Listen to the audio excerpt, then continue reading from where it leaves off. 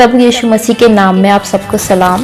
यीशु मसीह द्वारा क्रूस पर से बोली गई सारी वाणियों में से 5वीं वाणी के बोलने तक हम देखेंगे कि लगभग दिन का तीसरा पहर होने वाला था और यीशु मसीह को सुबह के 9 बजे से क्रूस पर चढ़ाया हुआ था। इसके बाद यीशु ने ये जानकर कि अब सब कुछ पूरा हो चुका है, इसलिए कि पवित्र शास्त्र की वो बात पूरी हो, कहा, मैं प्यासा हूँ। यीशु मसीह ने अब तक अपने विषय में करी गई सारी भविष्यवाणियों को पूरा किया था, जिसमें उसका अपने चेले द्वारा धोखे से पकड़वाया जाना, सारे चेलों का यीशु को अकेला छोड़कर चले जाना, लोगों द्वारा यीशु का अपमान करके उसे ठट्टों में उड़ाना, निर्दोष होते हुए भी उसे कोड़े मारकर क्रूस पर चढ़ाया जाना, उसके कपड़ों पर चिट्ठी डालना, उसे अपराधियों के साथ क्रूस पर चढ़ाना और उसकी किसी हड्डी का ना टूटना शामिल था। मगर एक भविष्यवाणी अभी पूरी होनी बाकी थी। भजन संहिता 69 के 21वें वचन में लिखा है, लोगों ने मेरे खाने के लिए इंद्रायण दिया और मेरी प्यास बुझाने के लिए मुझे सिरका पिलाया। इसलिए जब यीशु मसीह ने देखा कि सारी बातें पूरी हो चुकी हैं, अब एक आखिरी वचन और सच होना है, तब उसने धीमे शब्दों में कहा कि मैं प्यासा हूँ।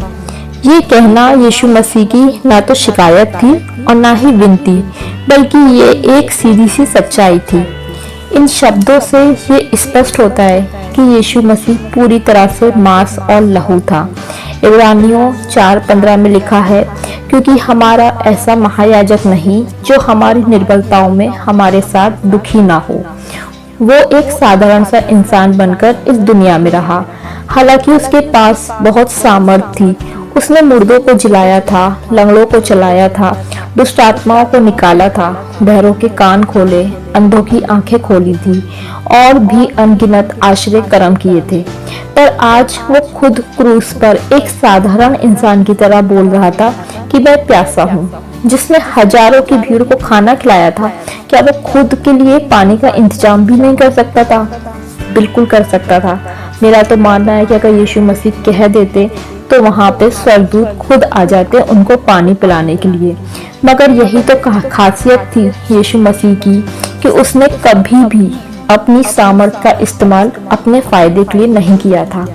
अपने लिए तो यीशु मसीह हमेशा अपने परमेश्वर पिता पर ही निर्भर रहते थे और परमेश्वर पिता से प्रार्थना करते थे। मगर इससे पहले की वाणी में हमने देखा कि हमारे पापों की वजह से परमेश्वर पिता यीशु मसीह से अलग हो गए थे और अंधकार की शक्तियों के खिलाफ इस लड़ाई में यीशु मसीह बिल्कुल अकेले पड़ गए थे। पाप से अपनी लड़ाई में विजय हासिल करने के बाद जब यीशु ने देखा कि अब सब कुछ पूरा हो चुका है, तब उसे अपना ध्यान आया। तब उसने कहा कि मैं प्यासा हूँ। मगर ये यीशु मसीह की कोई साधारण प्यास नहीं थी, बल्कि ये यीशु मसीह की परमेश्वर की अनुपस्थिति की प्यास थी। ये यीशु मसीह की आत्मिक प्यास थी, जिसको हम भजन संहिता के कुछ वचन की मदद से समझ सकते हैं। भजन संहिता 42 के अध्याय 2 वचन में लिखा है, जीवते परमेश्वर का मैं प्यासा हूँ, मैं कब जाकर परमेश्वर को अपना मुंह दिखाऊंगा। भजन संहिता 63 के पहले वचन में लिखा है, हे परमेश्वर, तू मेरा ईश्वर है, मैं तुझे यत्न से ढूंढूंगा।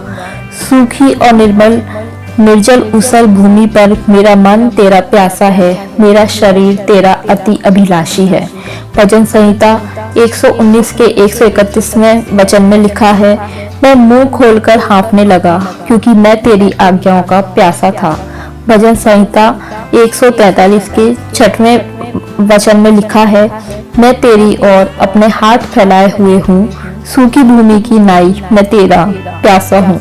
तो इस तरह से इन वचनों के द्वारा हम समझ सकते हैं कि परमेश्वर पिता से दूर होने के बाद यीशु मसीह फिर से परमेश्वर पिता की उपस्थिति और उसके साथ सहभागिता पाने के लिए प्यासे थे, क्योंकि परमेश्वर की उपस्थिति हमें एक प्यास की तरह बेचैन कर सकती है। उदाहरण के लिए हम लाजर और धनवान के दृष्टांत से समझ सकते हैं कि जब मरने के बाद धनवान व्यक्ति अधोलोक में गया तो उसने पुकार कर कहा, हे पिता इब्राहिम, मुझ पर दया कर के लाजर को भेज दे, ताकि वो अपनी उंगली का सिरा पानी में भिगोकर मेरी जीभ को ठंडी करे, क्योंकि मैं इस ज्वाला में तड़प रहा हूँ। अधोलोक की सबसे भयानक बात यही है कि वहाँ परमेश्वर की उपस्थिति नहीं है और हमारे कारण यीशु मसीह ने उस क्रूस पर अधोलोक की पीड़ा भी सह ली।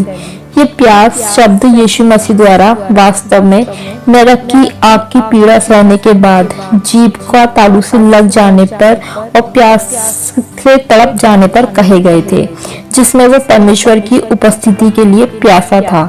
मगर उसके आसपास मौजूद सिपाहियों ने इसे एक साधारण प्यास समझकर यीशु मसीह को पीने के लिए सिरका दे दिया। तब यीशु ने वो सिरका लेकर कहा कि पूरा हुआ, क्योंकि यीशु मसीह अपने उद्देश्य को पूरा करने में सफल हो चुके थे और इतनी लंबी लड़ाई लड़ने के बाद प्यास लगना तो लाजमी था। तो फाइनली यीशु मसीह ने सिरका लेकर अपने काम को अंजाम दिया। आज के इस वचन के द्वारा परमेश्वर के नाम की महिमा हो। आप सबको जय मसीह की।